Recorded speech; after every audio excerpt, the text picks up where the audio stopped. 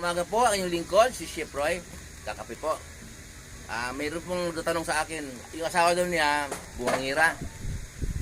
Lagi siya nag-aaway. Nagtatanong sa akin na, kung ganun asawa, Chef Roy na masama ugali, nakalagay mo sa Biblia yun na kailangan hiwalayan. Sabi ko, nakasulat naman doon sa Kawikaan 21:19. Ay pakinggan mo, basahin ko bukas sa ipopost ko. Ganito po, para sa inyong lahat na nanonood ng video ko ito. Kawikaan 21:19. Ganito po.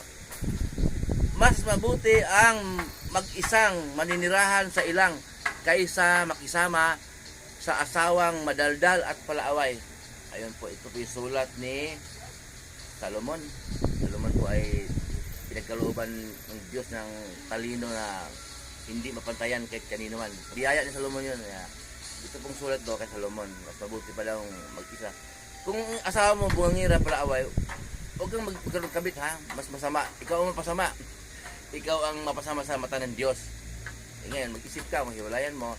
Manalangin ka rin, humingi ka ng gabay sa Diyos. Ito po, tandaan niyo, Kawikaan 21:19. Basahin niyo. Salita po ni Solomon yan. Solomon po, matalino yan.